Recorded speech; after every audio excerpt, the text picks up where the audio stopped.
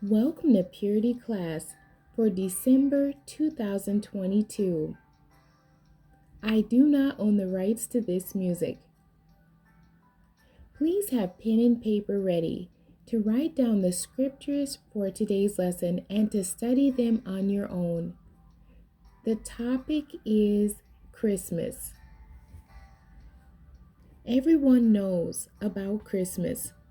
Children look forward to Christmas for toys, but there is more to Christmas than gifts. As Christians, we need to understand the origin and meaning of Christmas. Christmas itself means Christ Mass and originated in the Catholic Church as a religious celebration. It was first celebrated in 336 AD under Emperor Constantine. It has evolved from the first celebration to the Christmas we have now. The birth of Jesus was described in two books of the New Testament from two different aspects. The book of Matthew tells the story very briefly.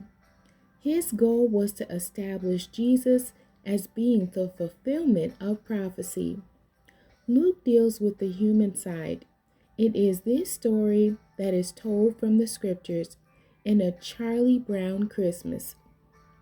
Matthew tells of Jesus' birth from Joseph's point of view. His narrative starts with Joseph taking Mary into his house after the angelic visit. The culture was different then. Without a husband, a pregnant Mary would have been subjected to ridicule and rejection.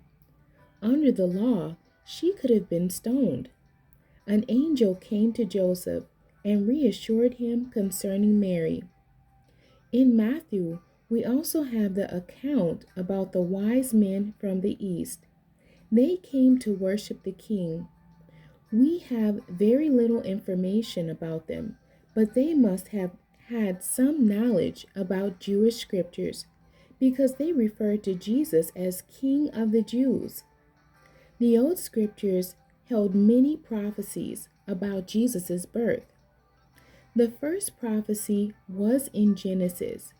It foretold that the seed of Eve would be bruised by the serpent, and the seed would bruise his head. The prophecy that a virgin giving birth, found in Isaiah chapter 7, verse 14, confirms what was said in Genesis. The promised seed would come through man without man being involved. The place where he would be born was prophesied to be Bethlehem in Micah chapter 5, verse 2. Isaiah first said his name would be Emmanuel. In Isaiah chapter 9, verses 6 through 7, he is given additional names: Prince of Peace, Mighty God, Wonderful Counselor, and Everlasting Father. Jesus is the reason for the season. At this time of year, the world hears about Jesus. While celebrating Christmas, we can also witness the gospel. The gift of salvation is the best gift anyone can receive. Our scriptures for today's lesson. Please have your pen and paper ready. The first two scriptures, Daniel chapter 9, verses 25 through 26. Know therefore and understand that from the going forth of the commandment to restore and to build Jerusalem unto the Messiah, the prince shall be 7 weeks, and 62 weeks. The street shall be built again, and the wall even in troublous times.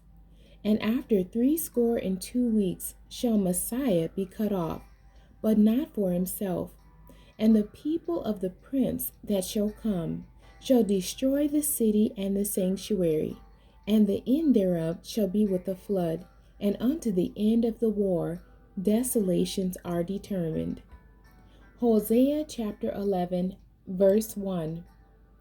When Israel was a child, then I loved him, and called my son out of Egypt. Jeremiah 31, verse 15. Thus saith the Lord, A voice was heard in Ramah, lamentation and bitter weeping. Rahel, weeping for her children, refused to be comforted for her children because they were not. 2 Samuel chapter 7 verses 12 through 16.